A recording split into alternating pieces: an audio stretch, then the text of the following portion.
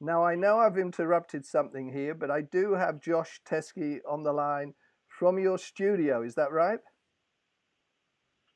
That's correct. That's correct. We're at the Half Mile Harvest Studios in Warrandyte here, Warrandyte, Victoria. So yeah, just as we like to do, getting here and whether it be rehearsing or recording, this is our place of work. Yes, it's And lovely. It's a and at lovely the spot. and at the moment, is this rehearsal for what's going to be happening, or are you laying down a couple of things for something we might see the light of day of in the near future? Yeah, well, we're actually we're laying something down today. Yeah, so that's a nice little teaser for you all, isn't it? It's we're putting down a little track at the moment, which is just a bit of fun. So which will hopefully come to light very soon. So Cool, keep your ears and eyes peeled, everybody. cool. And is there then maybe a chance that we might hear something from these labours of love when you come to Bluesfest in a few weeks? Absolutely. So the track that we're putting down, or what's it called? Maybe I'll give it too much away. Yeah, But no, yeah, is yeah. we have been incorporating this song into our set a lot actually. So just for the last couple of gigs. So and that's this is our kind of new thing that we're flowing in there. So absolutely, this will be a real feature at Bluesfest. So this is something everyone can look forward to. It's a beautiful song, and we're loving playing it. Cool. Now, you've all been together for years and years, but you chose the sort of the not popular genres of soul and blues way back when. What drew you to that? Who were your heroes?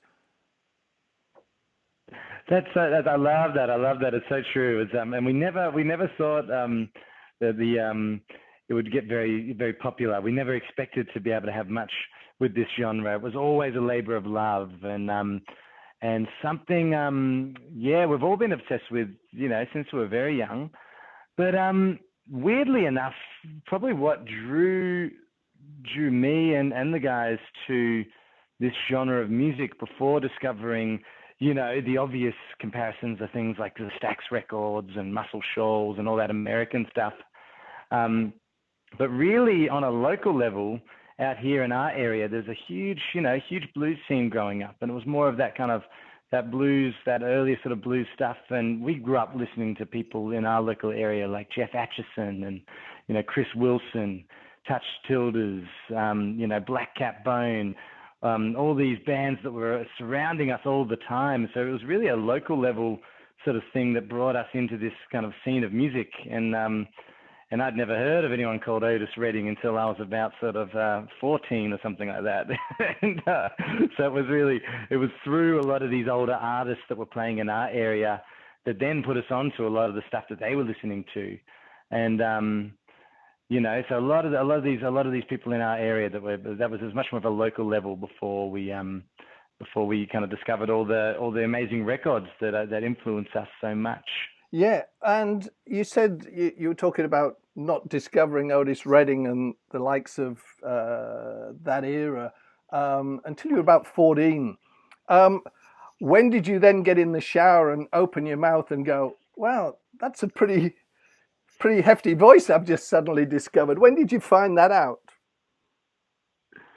Well, the funny thing is, I was doing that with my voice even before discovering artists like that, and I would have been imitating, singers in my area, like a singer called Sam Linton Smith, who used to sing in our area, people like Ash Grunwald, Yeah, who I grew up listening to in our area as well, and people like that. I was imitating the local artists, and that was screaming and sort of hollering in that way. And yeah, I think the famous line my dad always says is when I was first doing it at about the age of 12 and sort of singing with my guitar. And I'd never tried to sing in that way before, trying to really holler it, scream it, really kind of get that gravel in my voice. But I was trying to do it from a very young age, even before my voice was broken. And I used to say to my parents, "Hey, have a listen to this. I'm pretending to sing like a blues singer," and that was my that was always and then I've just been pretending ever since, so. Oh, I think it's a little more than pretense now, Josh. I think that's you for the duration, mate. But anyway, so we talked about your sort of heroes and inspirations back then. Who's on your playlist now? Who do you perhaps look up to, or is there someone inspiring you to go, "Oh, I want to do that"? Absolutely. I'm always finding new stuff and things that are around. I mean, I've been really loving the California honey drops, and I was a bit late to the table on this one. A lot of people have been listening to them for a while. I know they played at Bluesfest a couple of years back as well, while we were there, and I didn't even see the set then. I feel so silly about it. And then I've discovered the music since, and I've been really loving their sound, and the singer from that group, what he does with his voice has been really, really amazing. Um, and yeah, and a bunch of things, also always, Wolfpack is another one that I'm really loving at the moment, which have obviously been around for a while, but just stuff that I'm listening to and really loving, particularly on a vocal level, and hearing a lot of these singers do their thing. Yeah, cool. Well, both of those. I mean, I'd love to see Wolfpack at Bluesfest, but the Cali Honey Drops, of course, yeah, they've been a few times. So, obviously not coming this year, but who knows next year? That's another story altogether. Now, way back in the day, I read somewhere that when you did your first album, that you did all the PR yourself. You did all the hoofing and distribution and taking stuff around. You were your own PR people. Is that right? That's absolutely right. Yeah, until surprisingly late, a lot of people don't realize, I mean, well after the release of Half Mile Harvest, we were slogging everything on our own. We had no one. It was literally just the four of us, and so the extent of our kind of a game plan, I guess, as you could say, was we recorded this record, and we just started, throwing discs around. Really, we just went around. We went in person to PBS Radio, Triple R, and just putting our actual sort of records, like vinyl, into people's into people's pigeonholes, and that was cool, and that was it. And then it was really, and then it got over our heads quite quickly. We were sort of really, things moved on a local level here in Melbourne quite a lot, and our technique with gigs before this had been we basically never said no to anything. We'd never ever hustled a gig. We'd only ever done what we'd been asked to do, and I don't think we'd ever really said no. So we kind of just did everything. And there was a moment where we had a real funny mix of things where we're having a lot of people turn up to shows, but we were doing some really odd shows where people were kind of, that were like we used to do. Yeah. And so it was some really funny moments of of two worlds that were going on at the time. Yeah. Until we got a bit of a hand, Yeah. to sort of to work some things out. And there was some really funny calls where we had a sync agent, approach us at some point, and it's really funny talking about it now. And we used to email people back and be like, "Sorry, you're gonna have to excuse our ignorance. Like, what exactly does a sync agent do? What exactly does a publisher do?" All these people calling, and getting involved very early on, and we just had no idea what they even did, let alone, So it was just a very I like the term grassroots promotional sort of techniques. Hey, but can you remember a day then when the four of you were sort of in doing something, and this was like a tipping point? There was one moment where you went, "That's it, the Teskey Brothers Band, our world has just changed forever." Was there ever a moment there? Yeah, I mean, there's been a few. I reckon, Rusty. But the first time, I think, was when it was happening just after the release of that album of Half Mile Harvest. I mean, which is the first thing we ever put into the world, So that our baby there, when we kind of got that record out there. Before that, we'd never released anything. There's been no recorded music for people to find. out there. So that was the first time we had something that was there for the world to hear, outside of people who were just coming to our gigs and seeing us on a local level. So we always had a following. We always had people around here that used to come, and we'd fill a small room. We'd play the Rainbow Hotel here in Fitzroy, and we'd fill the room there, and that was something. But it was when we started seeing a lot of people turning up, and that was I think there was a real moment.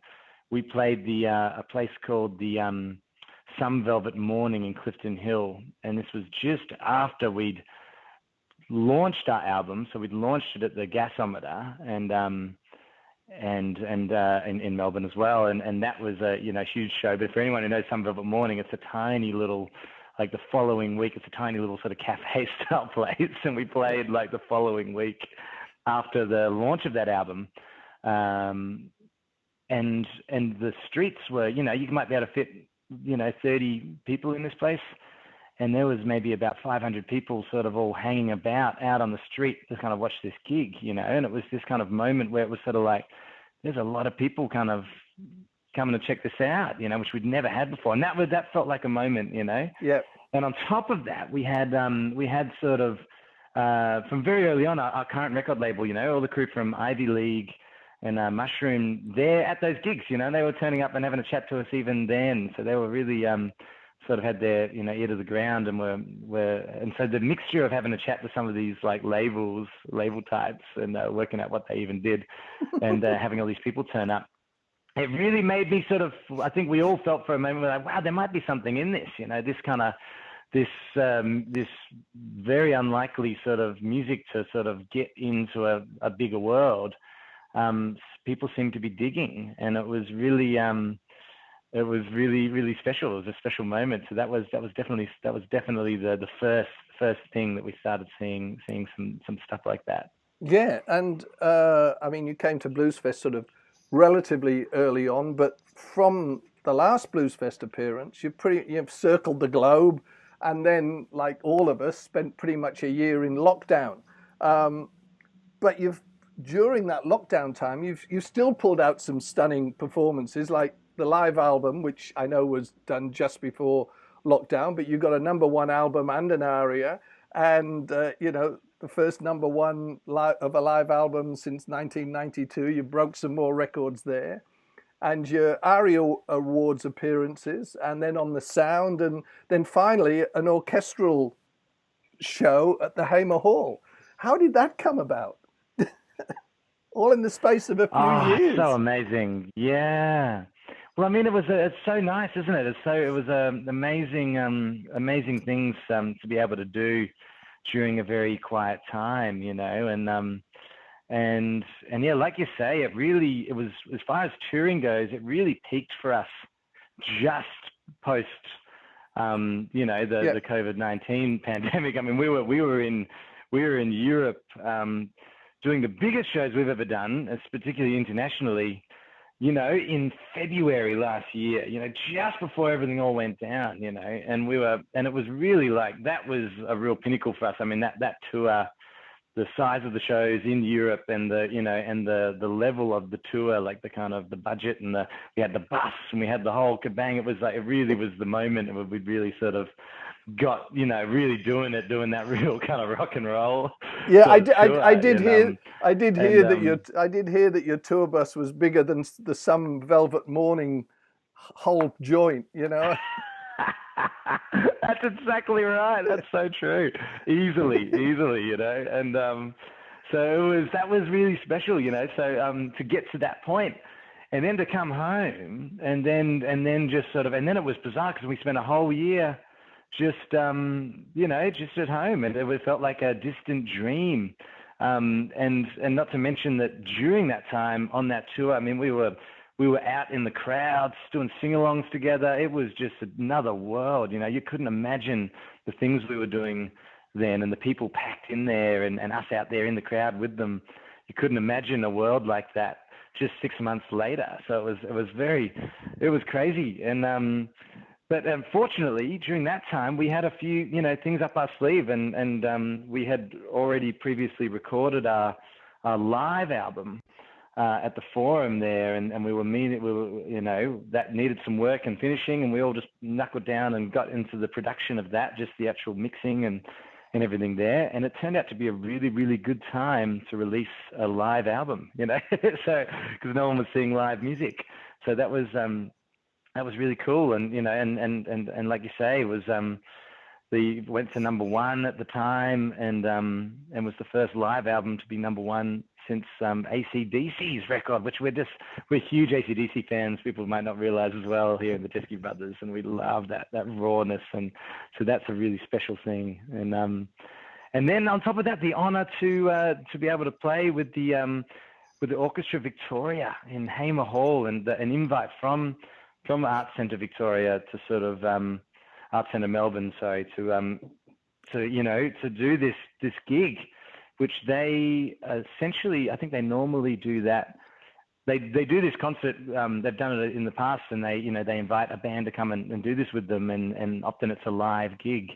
But we were able to play in Hamer Hall to an empty hall with the orchestra, and it was such an incredible experience. It really was. It was like, and in a way, I really relished that we were able to do that to no audience. As amazing as it would be to do that room with people in there as well, it was something really special about just focusing on the music, and with that whole sound behind you, no other distractions. We just played through the set with the beautiful power that is an orchestra. Yeah, and an incredible bunch of people.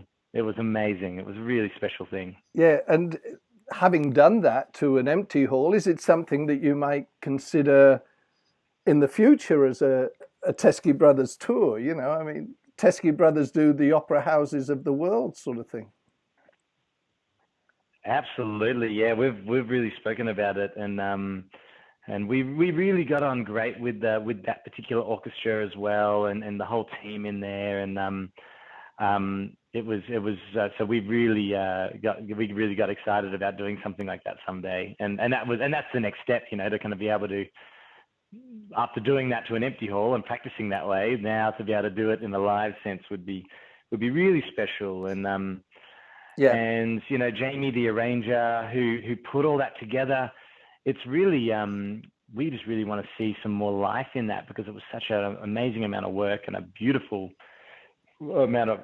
job he did on that, to sort of those parts, the complexities of what's behind that. We just want to do it again, so we have to so at some point when we can, we're definitely keen to get that happening at some point. I think that'd be so exciting. If you've got room in your big bus, you could always bring the orchestra up to Bluesfest in a couple of weeks' time. We could sneak them in somehow. That I'm would sure. be all right, wouldn't it? I reckon we could. That would be amazing. And that would definitely be a first for Bluesfest to have. I mean, we've had the Melbourne Ska Orchestra, and we've had the Jules Holland's Rhythm and Blues Orchestra, but never a classical orchestra, which would be quite stunning. But anyway, that's pie in the sky. I'd love to be the first. I think we'd love to be the first. Let's do it. Challenge accepted, Rusty. Let's do this. Well, next year, when hopefully life is back to a more normal thing, it's up to your people to talk to my boss, Peter Noble, and see what can happen. But it'd be pretty cool. But anyway. I think it would be. Yeah. Is there anything else you've got your sights set on now that we've sort of booked you in for a sort of global tour of all the orchestral opera houses around the world? Is there anything you go, geez, now I want to do this? I know you've done sort of one big tour. You were saying you were just massive in Europe. Presumably, you guys are looking to cement that position when you're allowed to.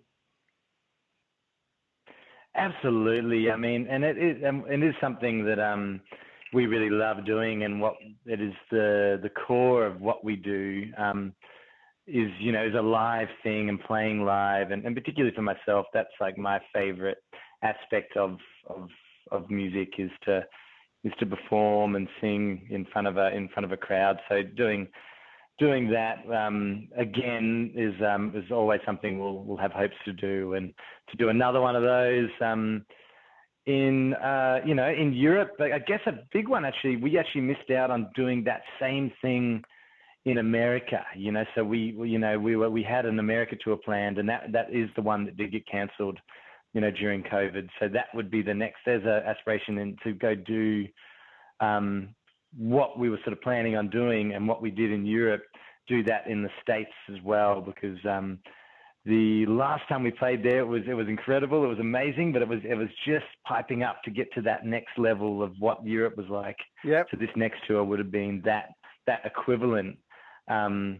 So it was, we had a taste of it previously, with just halfway in between at that point. So that's going to be something that'd be really great to do again as well. Yep. And of course, just making more music, making more, where do we go next? And we can't wait to get into some more recorded music. And as I said, as we're doing today, and we're starting to get a lot of that down and sink our teeth back into the studio. So that's also really exciting as well. Cool. Now you've got a couple of warm-up gigs before Bluesfest. Where are you playing in the next few weeks?